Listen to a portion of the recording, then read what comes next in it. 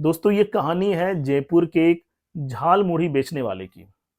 आपने हमेशा स्ट्रीट्स में या ट्रेनों में आपने देखा होगा कि एक टीन का डब्बा लिए गले में टांगे हुए झाल मुढ़ी वाले झाल मुढ़ी बेचते हैं। आपने कभी ना कभी उससे झाल मुढ़ी खरीदा भी होगा और खाया भी होगा। आज मैं आपको एक झाल मुढ़ी बेचने वाले शख्स की हॉरर कहानी सुनाने वाला हूँ, जो जयपुर की गलियों में घूम घूम कर झाल मुढ़ी बेचा करता था। यह कहानी मेरे एक सब्सक्राइबर पुनीत ने मुझे भेजी है। अगर आप भी अपनी कहानी मुझे भेजना चाहते हैं तो contact.abhaysha@gmail.com पर भेज सकते हैं। तो दोस्तों झाल मुढ़ी बेचने वाले का नाम था रामू। रामू जयपुर की सड़कों पर घूम घूम कर झाल मुढ़ी बेचने का काम करता था। कभी गलियों में जाना, कभी मेन रोड पर आकर झाल मुढ़ी बेचना, कभी कहीं पे छोटा मोटा मेला लगा है वहां पर अपना झाल मुढ़ी स्टॉल लगा लेना। ये रामू का दिनचर्या था।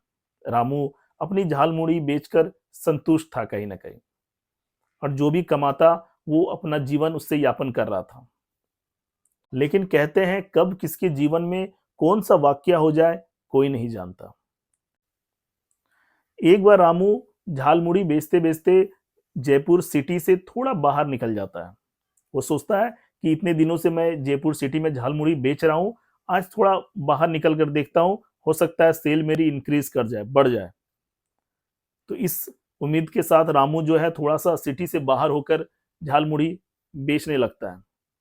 बेचते बेचते शाम हो जाती है। क्योंकि रामू सुबह से झाल मुढ़ी बेच रहा था, थोड़ा थक भी जाता है, इसलिए एक पुराने बिल्डिंग के नीचे बैठ जाता है। अचानक उस बिल्डिंग के ऊपर से रामू को आवाज सुनाई देती है कि झाल मुढ़ी वाले। तो रामू ऊपर देखता है तो एक महिला रामू को आवाज दे रही थी, जो उस पुरानी बिल्डिंग के तीसरे मंजिल से खड़ी होकर आवाज दे रही थी। वो रामू देखता है और कहता है, जी मैडम। वो महिला कहती है कि आप ऊपर आ जाओ, हम लोगों को झाल मुढ़ी लेनी है। रामू देखता है कि थर्ड फ्लोर पे बहुत सारी महिलाएं खड़ी थी। रामू को लगता है कि अच्छी सेल हो जाएगी, ऊपर चले जाता हूं मैं। रामू ऊपर चले जाता है और थर्ड फ्लोर पे जैसे पहुंचता है, सारी महिलाएं रामू को घेर लेती है। उसके बाद रामू एक एक करके सभी को झाल मुढ़ी बना कर देता है।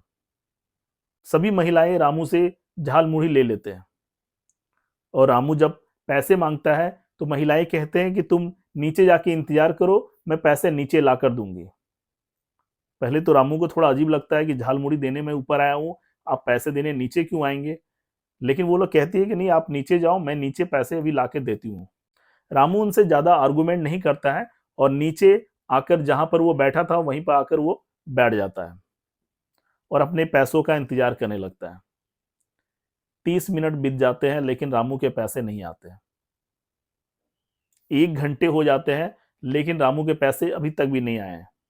अब रामू थोड़ा चिंतित हो जाता है कि अब शाम भी ढलने वाला है और घर जाने का समय भी हो, और ये महिलाएं उन्होंने अभी तक मेरा पैसा नहीं दिया है। एक बार रामू नीचे से आवाज लगाता है कि मेरे पैसे दे दो।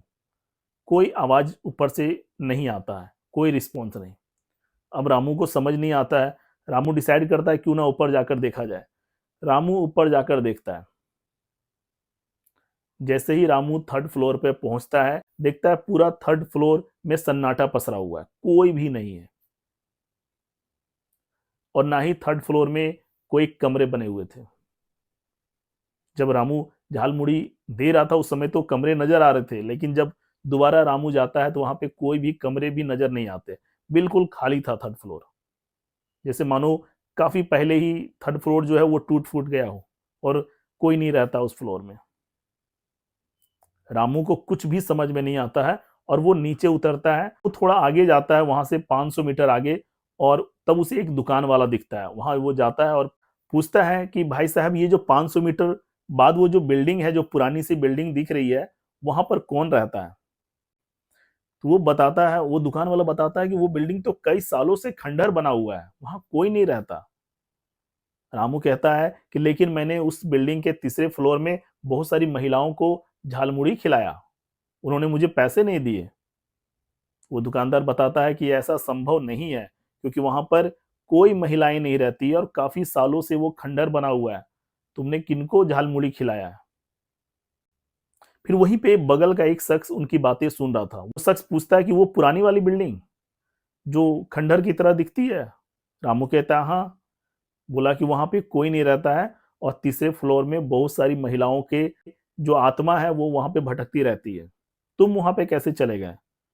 तो रामू बताता है कि मैं सुबह से झालमुड़ी बेचते बेचते थक कर उस बिल्डिंग के नीचे बैठ गया था। अचानक ऊपर से कुछ महिलाएं मुझे बुलाई तो मैं उन्हें झालमुड़ी खिलाने के लिए ऊपर चला गया। फिर रामू सारी बातें उसको बताता है।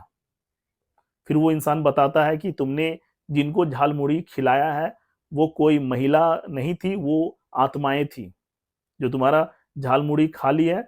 अब तुम्हें पैसे नहीं मिलेंगे उसके। रामू कहता है कि जान बचे तो लाखों पाए।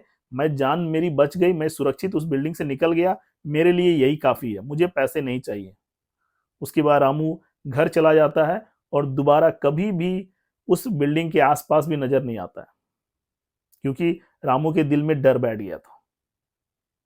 तो दोस्तों, ये इंटरेस्टिंग कहानी आपको कैसी लगी, एक कमेंट के माध्यम से जरूर बताएं। Thank you.